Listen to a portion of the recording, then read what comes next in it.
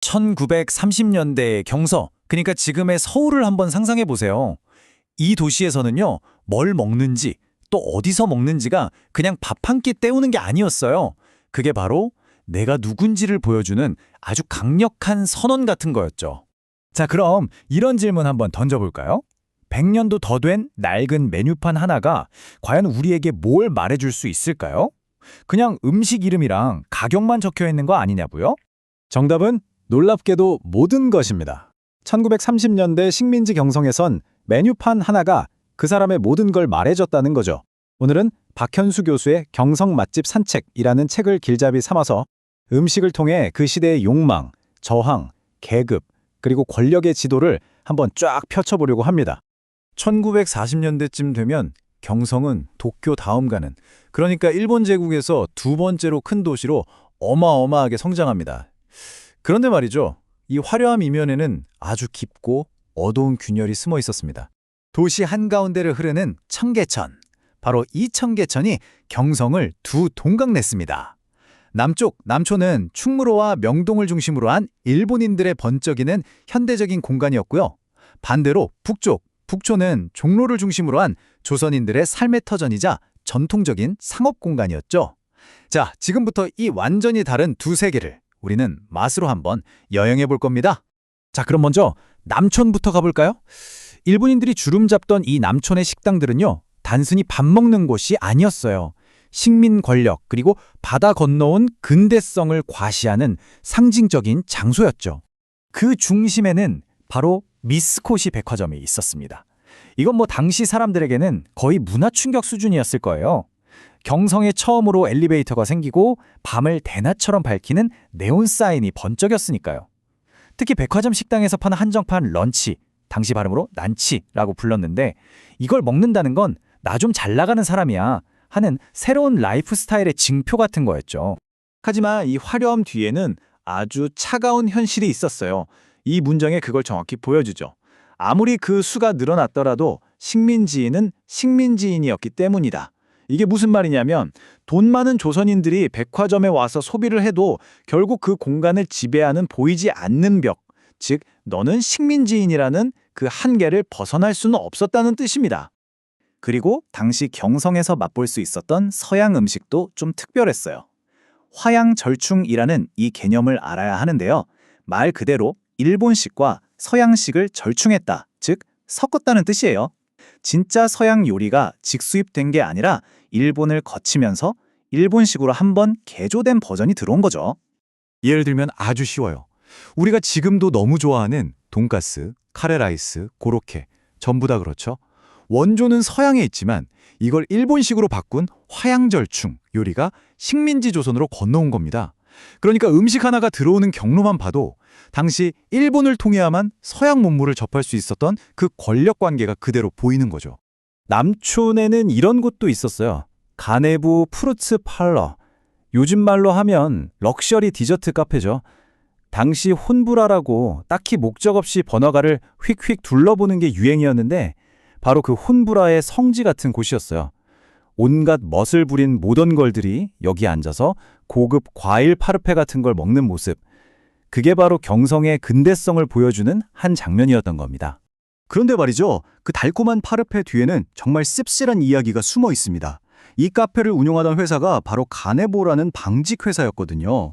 그리고 바로 그 회사의 공장에서는 수많은 조선인 여성 노동자들이 정말 혹독한 환경에서 일하고 있었어요. 결국 그들의 피땀 어린 노동이 누군가의 입에서는 사치스러운 디저트로 녹아내리고 있었던 거죠. 이 극명한 대비가 바로 식민지 경성의 모순 그 자체였습니다. 자, 이제 남촌의 화려함을 뒤로하고 청계천을 건너봅시다. 조선인들의 삶의 터전이었던 북촌으로요. 이쪽 동네에서 음식은요, 단순히 맛이나 유행이 아니었어요. 생존이었고, 전통이었고, 또 마지막 남은 자존심이었습니다. 소설가 채만식의 작품에 나오는 한 구절인데요. 정말 기가 막히게 생생하죠. 수천 마리의 영양 좋은 파리가 주인을 대신하여 손을 영접하고, 이게 어디냐면 당시 경성 최고의 설렁탕 맛집으로 소문난 이문설렁탕의 풍경입니다. 맛 하나는 끝내줬지만 위생 상태는 남촌의 번쩍이는 레스토랑과는 비교 자체가 안 됐던 거죠. 바로 이런 모습이 당시 보통 조선인들이 찾던 식당의 현실이었어요. 설렁탕 가격 변동을 보면 더 기가 막힙니다. 1930년대 초에 가격이 잠깐 떨어지거든요. 이게 그냥 경기가 좋아서 그런 게 아니에요. 당시 일본이 산미 증식 계획이라고 조선에서 쌀 생산을 억지로 늘리는 정책을 폈어요. 근데 정작 생산된 쌀은 다 일본으로 가져가 버리니까 국내 쌀값은 폭락하고 농민들은 더 굶주리게 된 거죠. 서민들 주머니 사정이 이렇게 나빠지니까 어쩔 수 없이 설렁탕 가격이라도 내렸던 겁니다. 따뜻한 국밥 한 그릇 가격에 식민지 경제 수탈의 아픔이 그대로 담겨 있었던 거죠. 그런데 경성이라는 도시가 그렇게 단순하게 남촌과 북촌 딱 둘로만 나뉘어 있었을까요? 아니요. 그 경계에서 혹은 그 둘 다 아닌 곳에서 아주 흥미로운 일들이 벌어지고 있었습니다. 다양한 사람들이 만나고 부딪히고 섞이는 그런 제3의 공간들이 있었거든요. 아서원이라는 아주 호화로운 중국집이 대표적이었어요. 입구에는 고급 승용차들이 쫙 깔리고 안에서는 경성의 내로라 하는 신흥 부유층들, 그러니까 친일파 지주나 자본가, 엘리트들이 모여서 서로의 부와 권력을 과시하던 곳이었죠. 어떻게 보면 일본인도 조선인도 아닌 그들만의 세상을 위한 중립지대 같았달까요? 그런데 바로 그 화려함의 한복판에서 아주 은밀한 역사가 쓰이고 있었습니다. 1925년 4월 17일 아서원의 한쪽 구석진 방에 19명의 남자가 모입니다. 그들의 목적은 바로 조선공산당 창립대회를 여는 거였어요. 세상에, 겉으로는 가장 자본주의적인 공간에서 속으로는 공산주의 혁명이 계획되고 있었다니 정말 영화 같지 않나요? 자, 이 숫자 한번 보세요. 12원. 이게 뭘까요? 이게 바로 당시 경성 최고, 아니 조선 최고의 럭셔리 호텔이었던 조선호텔의 하룻밤 숙박비였습니다. 이게 얼마나 엄청난 돈이었는지는 이걸 보면 바로 감이 오실 겁니다. 호텔 1박에 12원. 그런데 당시 미스코시 백화점 점원의 한 달 월급이 18원이었어요.